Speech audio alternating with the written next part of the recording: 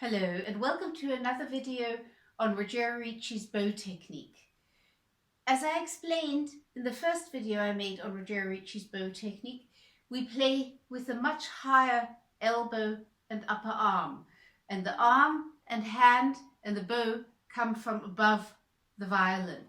And I think I showed you briefly that to get a feeling for this, you put your violin on your chest and you just play.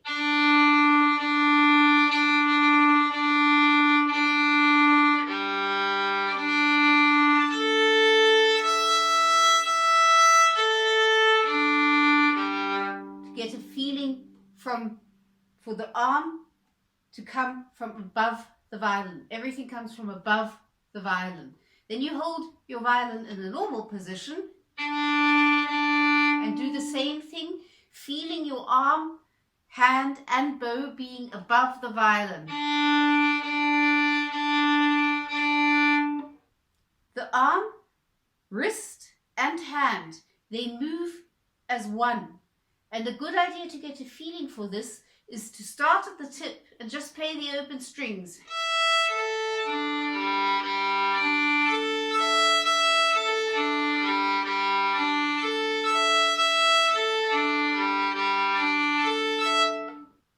All of this is moving as one.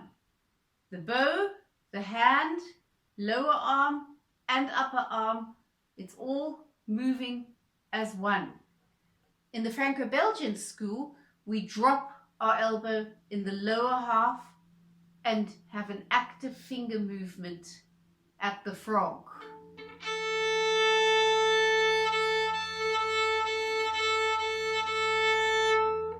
In Ricci's bow technique, we don't drop the elbow and we still have a finger movement at the frog for the bow changes, but it's no longer active, it is passive.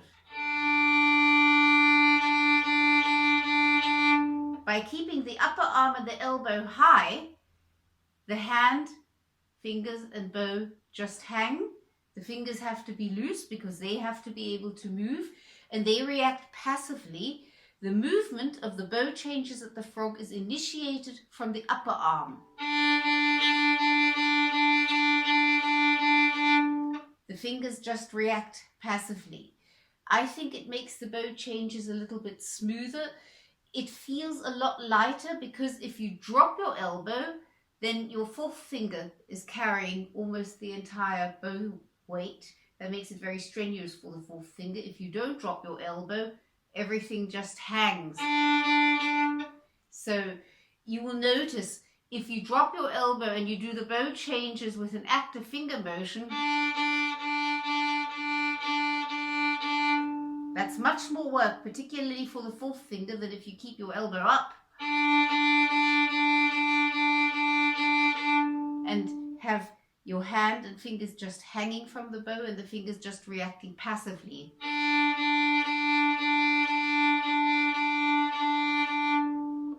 So it's a good idea to try this out. This might be a good method for you. It might not be. It's different from person to person. This method works very well for people who play naturally with a high upper arm. So try it out and see how it feels and see how you get on with the bow changes. Now I'd like to talk a little bit about the bow hold, because Ricci always said to us, just drop your hand on the bow. Just drop it. That way the fingers are in their natural position. Then all you have to do is place your thumb and put your fourth finger onto the stick, not on top, just in front of the stick, and you have your bow hold. So you just drop it on the bow, place your thumb and put your finger, your fourth finger, just in front of the bow stick. Avoid having the first finger too far forward. You won't be flexible, and avoid hooking your first finger around the stick because your fingers won't be able to move. Your fingers have to be able to move. So if you hold your bow with your left hand, move your fingers like this, because that's what they have to be able to do.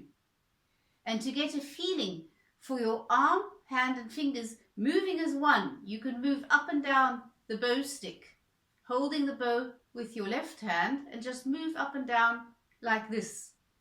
This is the same as when you're doing the bow strokes.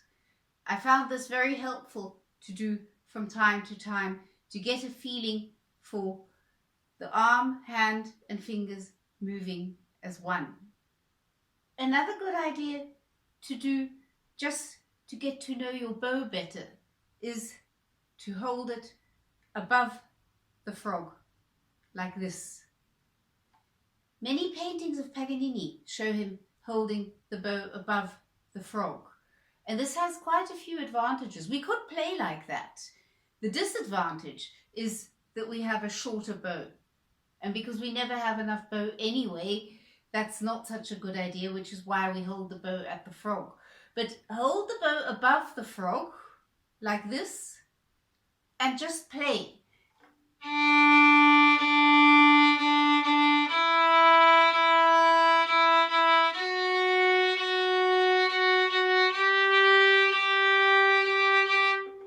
You will notice that the bow feels more balanced and it feels lighter. And it's a good idea to do that from time to time because you're getting to know your bow. We play with the energy of the bow more than with the bow itself. And in Ricci's bow technique, this is even more the case. So the more we get to know our bow, the better.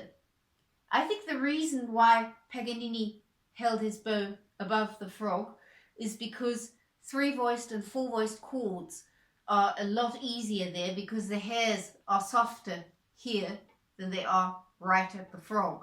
So if you're playing chords,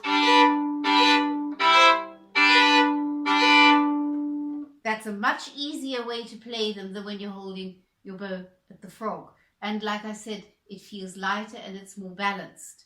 But it gives you a bit of a feeling for the energy of the bow if you're playing.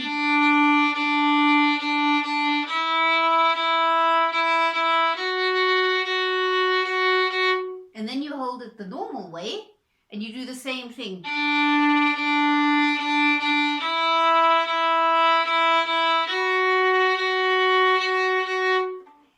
Usually when you go back to holding it the normal way, it also feels lighter than it did before. So that's also something which I do quite often because it helps me feel how the bow works and it gives me a lighter feeling with the bow. So I hope you enjoy these exercises, try them out. Let me know what you think because Ricci's bow technique is very, very interesting and some things are rather unusual, but for me it was very helpful. It came very natural to me, but I can imagine there's lots of people who don't find it that natural. So let me know in the comments how you get on and happy practicing.